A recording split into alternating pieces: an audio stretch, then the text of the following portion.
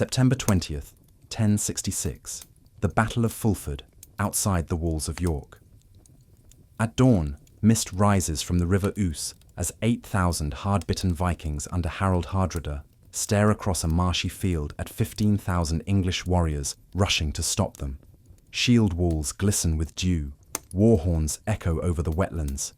No one knows it yet, but this clash, brutal, chaotic, drenched in blood, will open the door to William the Conqueror, decide England's fate, and end an entire Viking Age.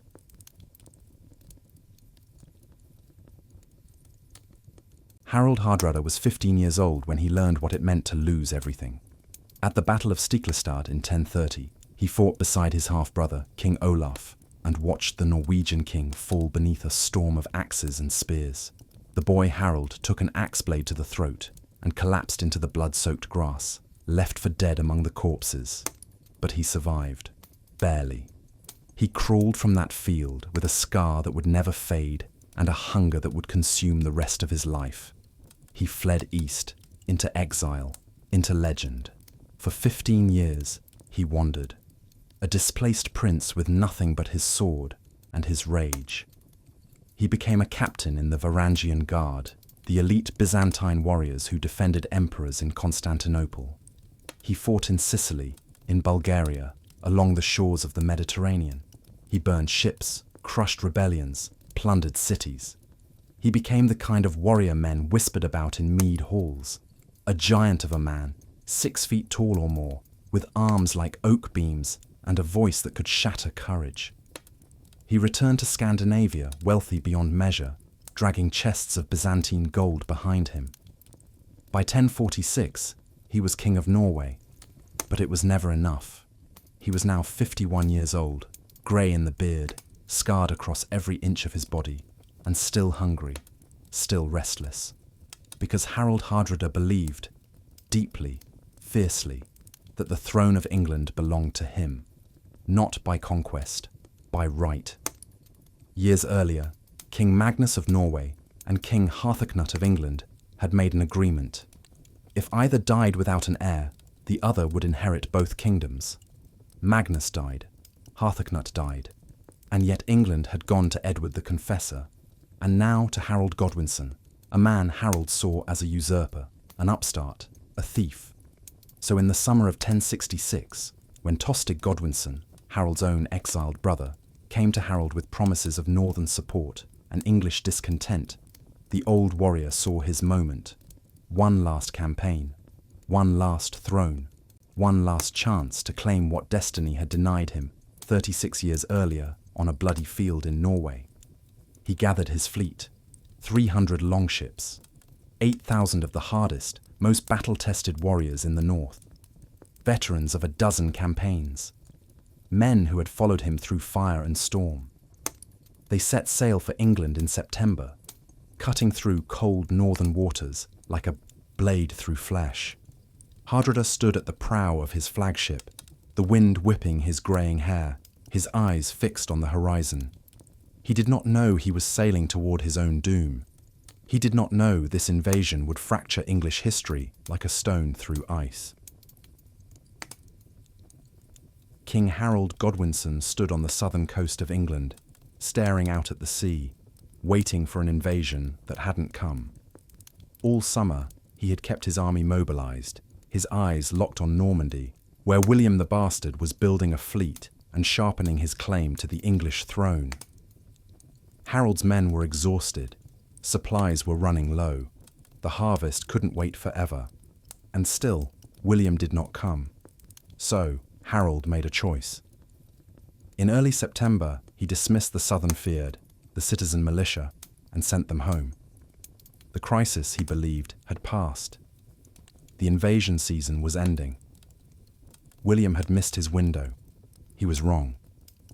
Within days, news arrived from the north that turned his blood cold. Harald Hardrada had landed. 300 ships, 8,000 warriors. The Norwegian king had already taken Scarborough, burning it to ash as a warning. He was sailing up the Ouse toward York, the great northern capital, the heart of English power above the Humber, and Harold Godwinson was 200 miles away. In York, two young earls received the same news and faced an impossible decision. Edwin, Earl of Mercia, and his younger brother Morcar, Earl of Northumbria, were in their early 20s. Proud, capable, desperate to prove themselves. They commanded the Northern Fyrd, 15,000 men in total, farmers and craftsmen and housecarls who had never faced an army like Hardrada's. The smart choice was to wait, fortify York, send word to King Harold and let him march north with the professional southern army. Delay, endure, survive. But pride is a powerful enemy. Edwin and Morcar looked at each other and saw the same fear, that if they yielded ground, if they let a foreign invader march unopposed through English lands, they would be seen as cowards, that their reputations would never recover, that the North would never forgive them. So they made their choice. They would march out to meet Hardrada in open battle, crush him before he reached York, and send him back to Norway in a coffin. It was a decision born of courage and honour and a fatal misunderstanding of who they were facing. Because Harald Hardrada was not simply a king. He was a legend forged in Byzantine gold and Norwegian iron, a warrior who had survived battles that would have killed 10 ordinary men. And Edwin and Morcar were about to learn the difference between courage and experience. Scouts returned breathless, their faces pale.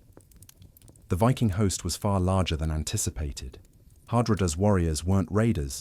They were professionals, armoured, disciplined, moving with the precision of men who had done this 100 times before. The Earls swallowed hard. Orders were given.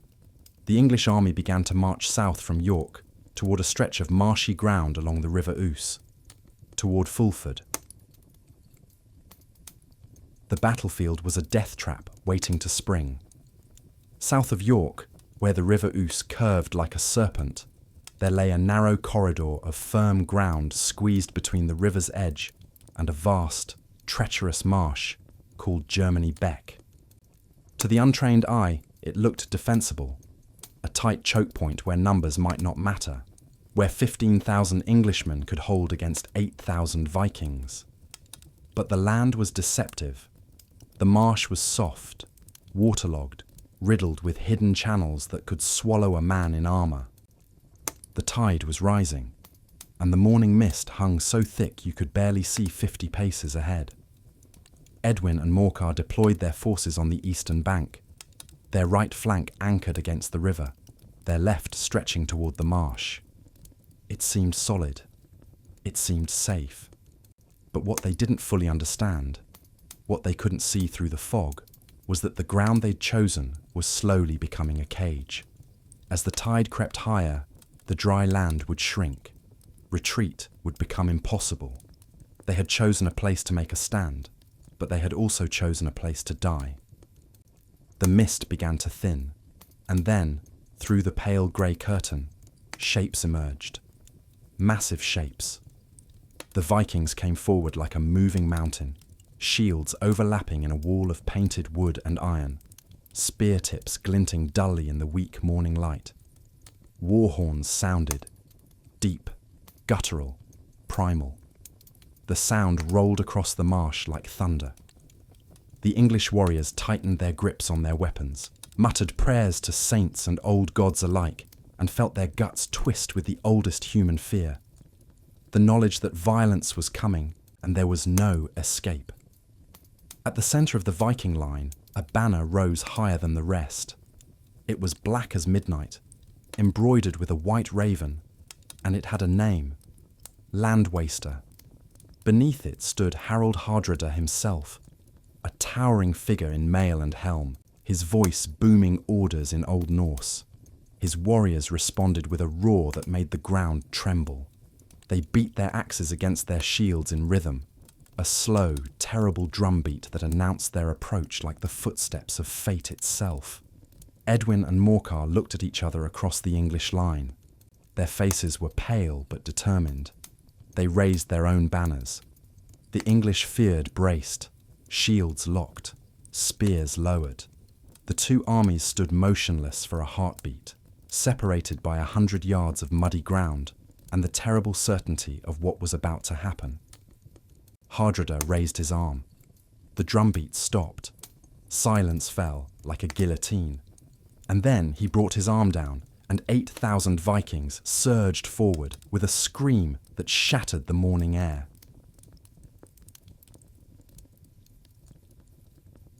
The first collision sounded like the end of the world. 8,000 Vikings slammed into 15,000 Englishmen with a crash of wood and iron that echoed across the wetlands like a thunderclap. Shields splintered, spear shafts snapped, men screamed, not war cries, but sounds of pure animal terror as blades found flesh and bones shattered under the weight of the crush. The front ranks disappeared into a grinding, shoving mass of bodies where there was no room to swing a sword, only thrust and push and pray you didn't slip. The mud became an enemy worse than any weapon. Within minutes, the narrow strip of firm ground transformed into a churning bog of blood and trampled earth. Men lost their footing and went down, and once you were down, you didn't get back up. Boots slipped. Shields became too heavy to lift. Warriors sank to their ankles, then their knees, fighting just to stay upright while axes and spears came whistling through the fog. The English housecarls in the front rank held, barely, their long Danish axes, carving terrible wounds into the Viking shields. But holding wasn't winning. It was just dying slower. What most people don't know about medieval shield wall combat is this. It's not a duel. It's a slow-motion avalanche of human bodies. The side that can maintain pressure, that can keep pushing forward inch by inch while the enemy exhaust themselves pushing back, wins. And the Vikings had been doing this for decades. They knew how to lean into their shields, how to rotate fresh men to the front, how to find the weak points and press like water finding cracks in stone. The English fyrd, farmers who drilled a few times a year, were already gasping for breath, arms burning, legs trembling. And then the English left flank began to sink, literally. The warriors positioned nearest the marsh found themselves stepping backward onto ground that wasn't ground at all, but waterlogged sediment that gave way beneath armoured weight. Panic rippled through the line. Men shouted warnings, tried to shift right toward firmer ground. But the Vikings saw the movement and pressed harder. What had been a battle line began to curve, then buckle, as the English left was forced deeper into the killing ground of Germany Beck. Harald Hardrada stood behind his front line, watching with the cold calculation of a man who had orchestrated this exact scenario. His grey eyes tracked the English movements, saw the moment of confusion, saw the opportunity opening like a wound. He turned to his jarls, his veteran commanders, and gave a single, sharp order in Old Norse. The Viking right wing began to shift, concentrating their weight precisely where the English were weakest, where the marsh was deepest, where one good push could turn a setback into catastrophe. The English left flank started to die. Hardrada moved through his army like a force of nature, his voice booming orders that cut through the chaos. He was 51 years old, but fought like a man possessed by the ghost of every battle he'd ever survived. His elite housecarls, the Varangian-trained warriors who formed his personal guard, followed him into the press, their polished mail gleaming even in the grey morning light, their discipline absolute. They didn't charge wildly. They advanced like a machine, shields overlapping, spears stabbing in rhythm, each step coordinated, each movement designed to push the English back another foot, another yard, another deadly inch toward the swallowing marsh. The English left flank was dying in the mud. Warriors stumbled into the soft ground and couldn't pull themselves free. Their shields became anchors dragging them down. Vikings followed them in, sure-footed, stepping on the bodies of the fallen to keep their footing, driving spears down into trapped men who could do nothing but raise their arms and scream. Horses brought up to support the flank floundered and panicked, throwing riders, breaking legs in hidden channels of water. The smell of blood and marsh gas mixed into something thick and choking. This wasn't heroic combat. This was systematic destruction. Hardrada had turned the battlefield itself into a weapon. He had studied the ground, understood the tide, positioned his forces to drive the English exactly where he wanted them, into terrain that would kill them more efficiently than any sword. It was the kind of tactical brilliance that separates legendary commanders from merely competent ones. And Edwin and Morcar, watching their left flank disintegrate, understood with sick clarity that they were facing a man who had forgotten more about warfare than they had ever learned. Earl Morcar rode desperately along the English line, shouting for his reserves to move forward, trying to shore up the collapsing flank before the entire army folded.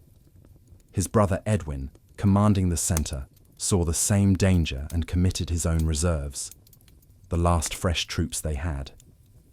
Everything now depended on whether they could stabilise the line, push the Vikings back, buy time for the men in the marsh to extract themselves. 15,000 Englishmen held their breath as their final reserves charged forward into the grinding violence of the shield wall. For a moment, just a heartbeat, it seemed like it might work. The fresh English warriors hit the Viking line with desperate fury, axes rising and falling, voices roar with battle rage. The Viking advance slowed. Hardrada himself took a spear thrust that dented his mail and knocked him back a step. His warriors roared in fury and closed around him like a fist. But the moment passed. The English reserves were brave, but they were also exhausted from their march, standing on treacherous ground, facing an enemy that had broken armies from Sicily to the Baltic. The Vikings absorbed the blow, braced, and pushed back harder. The English shield wall broke with a sound like ice cracking on a frozen lake. It didn't collapse all at once. It split along a seam in the left centre, where exhausted men finally couldn't hold any more, where the weight of Viking pressure found the weakest point and shattered through. Once the line broke, once that gap appeared, the battle ended. What followed wasn't combat. It was slaughter. Vikings poured through the breach like water through a dam, wheeling left and right, rolling up the English flanks from the inside. The shield wall, that ancient formation that had protected Germanic warriors for centuries, became a death trap. Men turned to run and found Vikings behind them. They tried to reform and found their neighbours already fleeing. The discipline that holds an army together dissolved in seconds, replaced by pure animal panic. Survival instinct took over. The English fired, broke and ran. They ran toward York, 2 miles north across open fields, and the Vikings chased them every step. This is where medieval battles did their real killing. Not in the grinding shield wall, but in the rout, when one side turns its back and the other cuts them down from behind. Spears found unprotected backs. Axes split skulls. Men threw down their weapons and armour trying to run faster. But the Vikings were faster, fresher, driven by battle fury and the prospect of plunder. The fields between Fulford and York became a killing ground, carpeted with English dead. Earl Edwin took a spear wound to the shoulder and barely escaped with his housecarls protecting his retreat. Earl Morcar fought his way clear with his sword, notched and bloody, his face spattered with gore, his eyes wide with the shock of total defeat. They had led 15,000 men onto that field. Maybe half would make it back to York. The rest were dead, dying, or captured, their bodies sinking into the marsh or scattered across the bloodied grass. Harald Hardrada stood among the carnage, barely breathing hard, his massive frame silhouetted against the rising smoke from burning English supply wagons. His black banner, Land Waster, still flew untouched. His warriors chanted his name, beat their shields, raised their weapons to the sky. The last great Viking warlord had just won perhaps the most complete victory of his legendary career. York would surrender within days. Northern England lay open before him. The throne seemed within reach. And then a rider came galloping through the Viking camp, his horse lathered with sweat, his face pale. He dismounted and knelt before Hardrada with news that would change everything. "My lord, King Harold Godwinson has dismissed his southern army and force-marched north with his housecarls. He covered nearly 200 miles in 4 days. He is already past Tadcaster." Hardrada's smile faded. Harold was coming, and he was coming fast.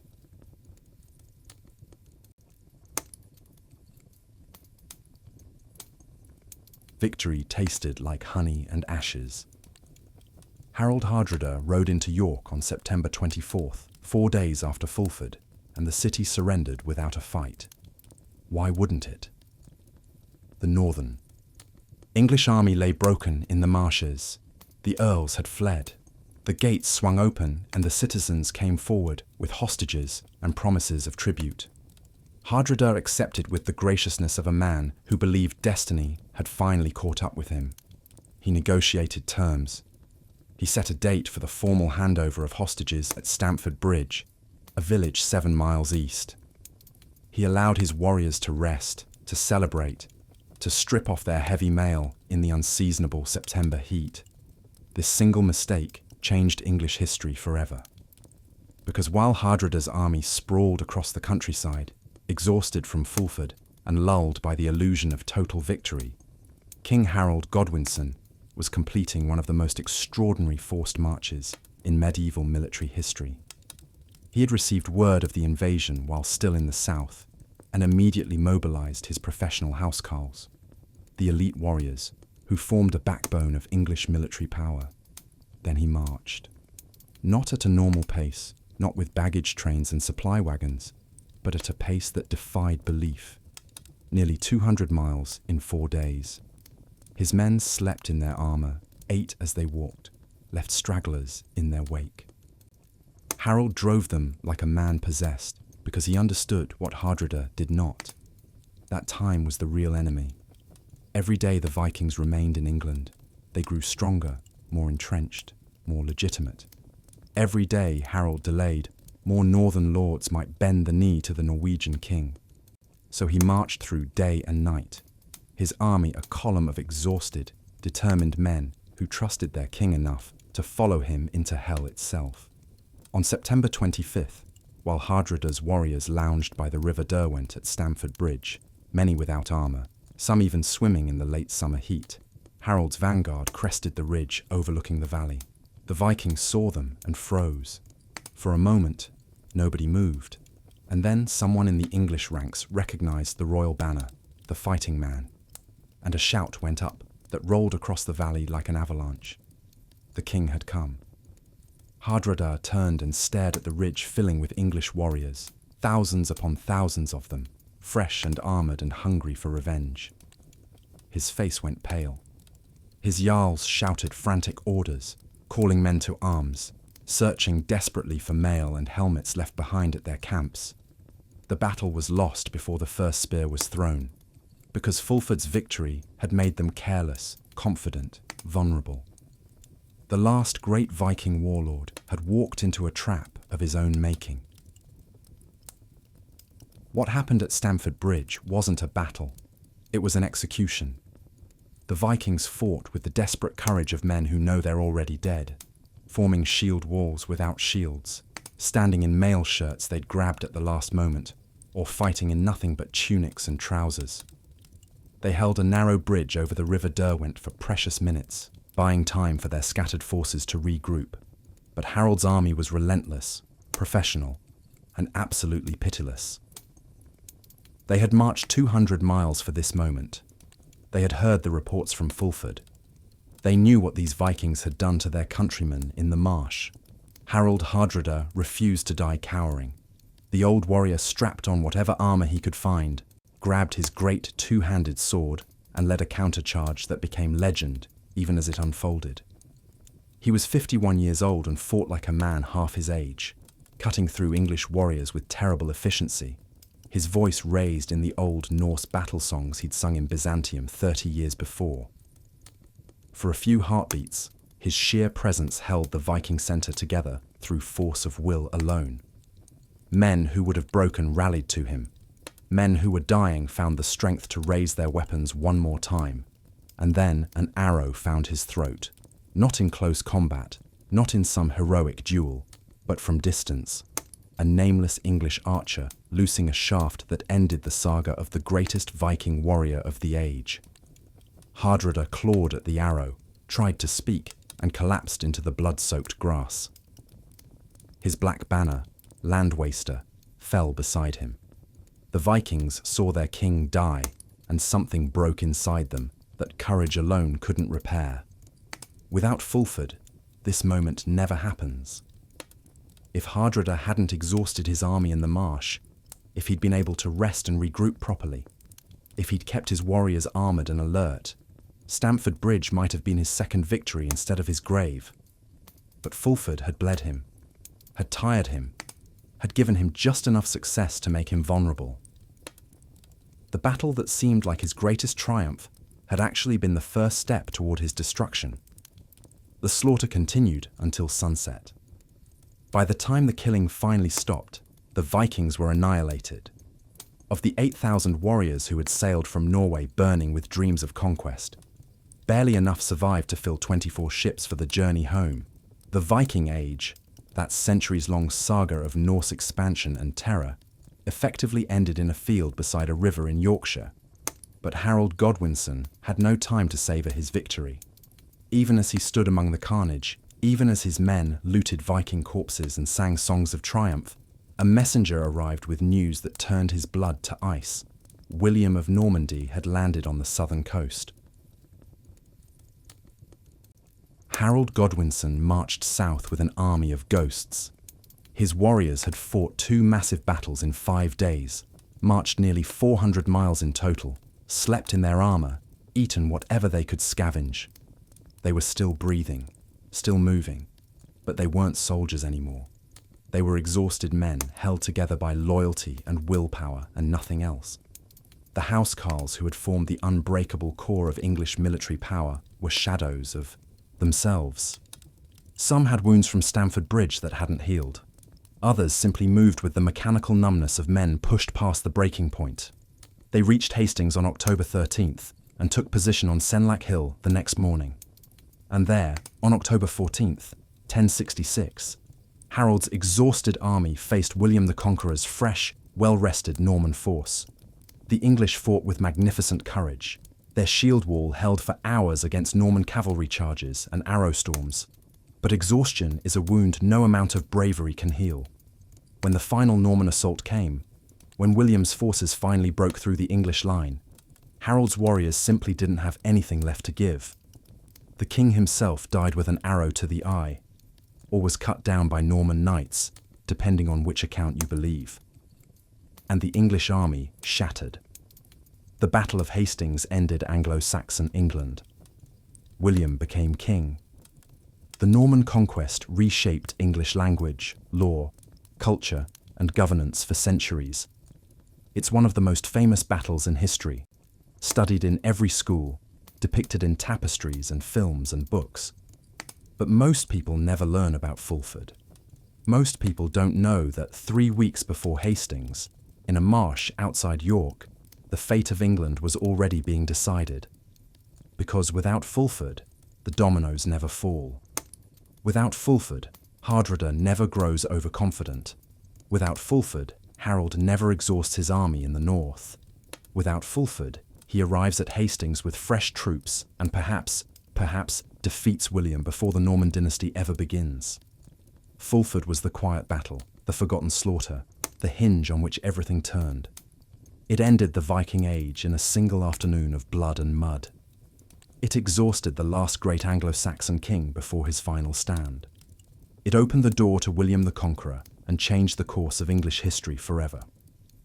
8,000 Vikings and 15,000 Englishmen met in a marsh on a foggy September morning, and by the time the killings stopped, the medieval world had shifted on its axis. History remembers Hastings. But Hastings happened because of Fulford.